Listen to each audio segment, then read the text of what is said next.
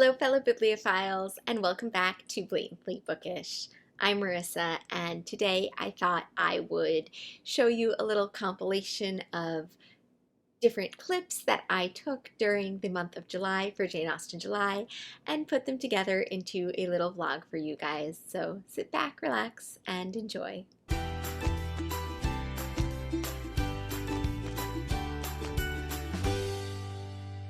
Hello, happy first day of Jane Austen July.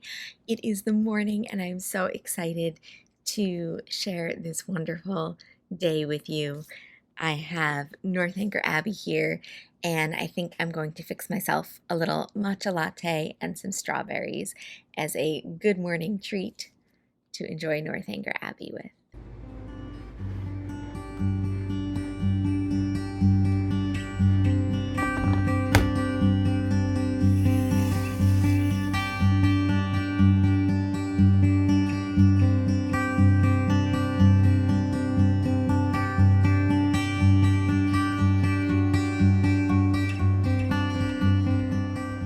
I read a few pages and my own little hero woke up, so I'm gonna be doing this for a little while and then I'll go back to Northanger. So I am loving Northanger Abbey. Things got a little crazy yesterday, so I couldn't chat with you guys more about it, but I figure I'll chat about it with you today, both yesterday and today's chapters. I took some notes actually in my little notebook. I love how chapter 1 looks at the concept of heroes and heroines and what it means to be a hero or a heroine, which is why I jokingly think I called my son the hero of my life when I filmed yesterday. I love how Austen is poking fun already at the Gothic conventions, really right on the first page of the book. She firmly roots Northanger Abbey in reality by stating things like Catherine's father didn't lock up his daughters and her mother didn't die in childbirth. Although that could actually be grounded in reality too, in a very different way, because that's just the Georgian and Regency era. People did die in childbirth quite frequently. There's also this implication that a heroine needs to have an opportunity for adventure in the form of finding a hero, and I find that really interesting, especially when you think about Jane Austen's novels in general, because they are always marriage plots, and the heroines do always find a hero, or in some cases multiple heroes that they have to sort of distinguish between and figure out. And then I paid special attention to the quote about the books that Catherine liked. It says, "Nothing like useful knowledge could be gained from them, provided they were all story and no reflection." And it sets up this hierarchy of literature in a really interesting way, that you have the Gothic, and you have the novel, and you have books of information, and books that contain reflection. And so it puts Northanger in this really interesting position where I don't think she aligns it exactly with the Gothic novel, but also it's clearly not a nonfiction book. It's not an etiquette book. It's not one of these books that provide reflection. And so we see the novel as this emerging art form where you tell a story and it is fiction. It is more aligned with the Gothic novel in that sense, but at the same time, it's not exaggerated quite as much as the Gothic novel. It's almost as if Northanger is the defense of the novel, and it's really interesting the way she mixes the Gothic with realism and differentiates that from nonfiction. So in chapter 2, Mrs. Moreland is described as being wholly unsuspicious of danger towards her daughter. And in this case, they're talking about the Gothic tropes of danger, violence from men, rape especially. But there's also this other danger that is more real in this book. And so in reality, she's naive and ill-informed about Bath's social scene, and that's the danger that she faces. It's a very different sort of danger. It's not the violent Gothic danger, but it still is a danger nonetheless, and one that she is wholly uninformed on. It's the danger of reputation and social status and not making a splash the way she should at Bath. I also find it really interesting how the book discusses Mrs. Allen so that we can judge, quote, how she promotes the general distress of the work.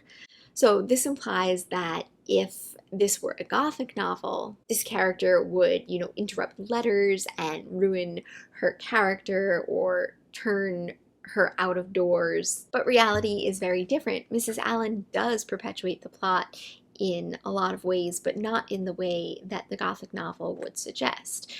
In this novel of reality, Mrs. Allen does nothing to dissuade Catherine from engaging in inappropriate behavior. She doesn't do anything to teach Catherine how to protect her reputation. She allows Catherine to go out in the gig with John Thorpe. She encourages the relationships with the Thorpes. She does nothing to mitigate poor connections or curtail inappropriate social behaviors in Catherine. And so again, these beginning chapters set up this dynamic of this is a novel, but this is not quite a Gothic novel, and yet there is something remarkably Gothic in the mundane in a very strange way. And then in chapter 3, we meet Henry Tilney, who is one of my favorite Austen heroes. I think he is severely underrated. He's witty and intelligent and sarcastic, and he's so confident, and I feel like a lot of people don't like him because they misunderstand his sarcasm or read some of his sarcastic lines as being in earnest. I do know that a lot of people find him a bit condescending and a bit mansplainy in some ways towards Catherine. I do think that his wit and sarcasm is at Catherine's expense sometimes, but it's never malicious, and she never minds, and eventually I do think she catches on a little bit more as the book progresses. It's interesting, this time around I was thinking about Henry Tilney and comparing him to Mr. Bennett from Pride and Prejudice, and in some ways they are similar. They both really are entertained by people and just enjoy social situations, but I do think that Mr. Bennett doesn't take into account the feelings of his wife as much as Henry Tilney takes Catherine Moreland's feelings and desires into consideration. And so I wonder, what was Mr. Bennett like when he was younger? Was he like Henry Tilney and then things sort of fell apart and he stopped caring as much about his wife? Or perhaps they were just very different? Would they have been friends if they were both the same age? I don't know. Just weird things I like to think about, I guess. I do really think, though, that Henry Tilney is more perceptive and attuned to others and their needs than Mr. Bennett is. I think that's exemplified in his knowing muslin and caring about things that other men generally don't notice or care to discuss. So moving on to day 2's chapters, chapter 4, I found it really interesting this time around that Isabella and Catherine become such fast friends. I paid more attention to the fact that Isabella has sisters and she's the oldest. Surely Catherine would want to meet somebody who was more her age and perhaps would have gotten along with some of the younger siblings. I don't know, but clearly Isabella takes a liking to Catherine, and the two of them become really fast friends. Isabella is just one of those people who likes to befriend younger people because she loves people who emulate her and adore her and worship her. And Jane Austen indicates that Isabella's younger siblings do that as well. She says they pretend to be as handsome as their sister, imitating her air and dressing in the same style. So there's this implication that Isabella is more worldly and understanding of social situations, and she can tutor Catherine in the ways of society, and in exchange, Catherine can boost Isabella's ego by adoring her and worshiping her, and complimenting her. And in chapter 5, Austen critiques authors who criticize their own characters for reading novels. She makes the argument that novelists need to support each other against the backlash of their craft. And then there's this great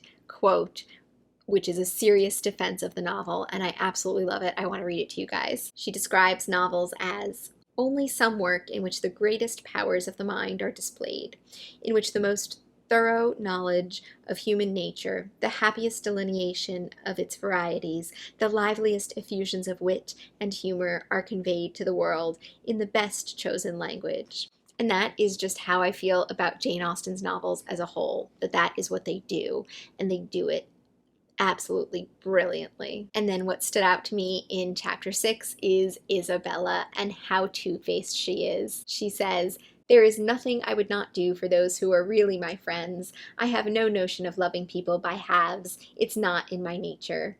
My attachments are always excessively strong." And then she goes ahead and badmouths her friend, Miss Andrews, calling her amazingly insipid.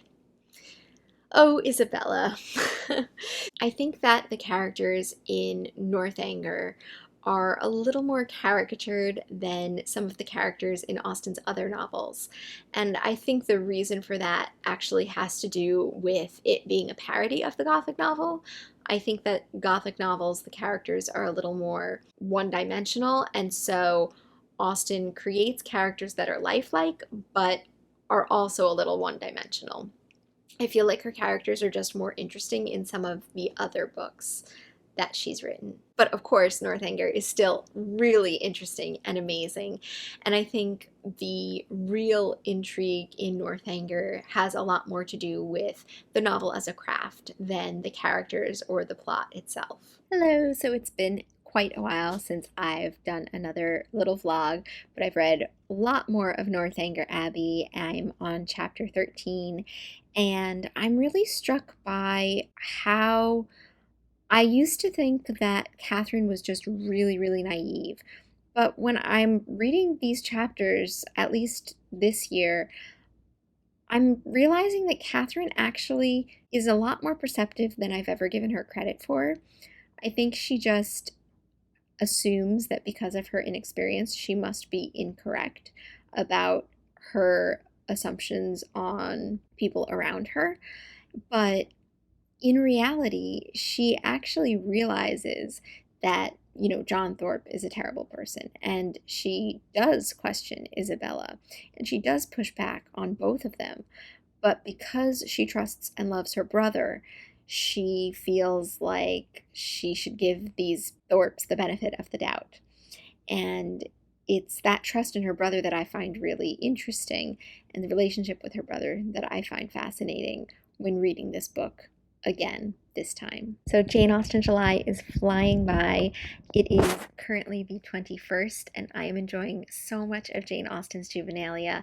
I think it's absolutely hysterical, and I'm just in awe of how mature she is for her age and how she's able to write so well at such a young age. I thought now would be a nice time to chat a little about some of my adventures, bookish and otherwise. I've been taking some lovely walks with my son, and I took some footage of that, and I found a new little library near our house, so I'll put some footage of that in as well for you to watch.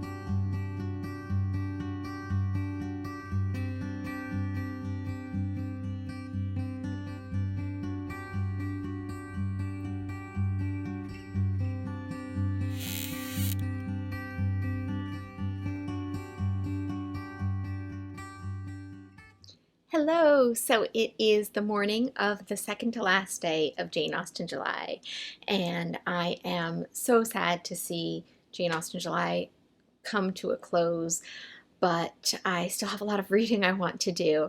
So today, hopefully, I'll get the chance to read a bunch, finish The Murder of Mr. Wickham. I'm 84% of the way through, and the only reason I know that with certainty is because I'm reading it via ebook at this point, and it gives me the percentage exactly. I also hope to finish up some of the juvenilia. I fell a day or two behind in that, so I would like to just catch up on all of that as well. It's been a fantastic Jane Austen July, and I can't wait to talk about it more in a wrap-up video. And I hope you guys enjoyed this vlog. This is probably the last little snippet I will film for this vlog video. And I hope your Jane Austen Julys have been amazing. I would love to hear what your favorite part of Jane Austen July was in the comment section down below. And until next time, I look forward to seeing you in another video very soon. Bye!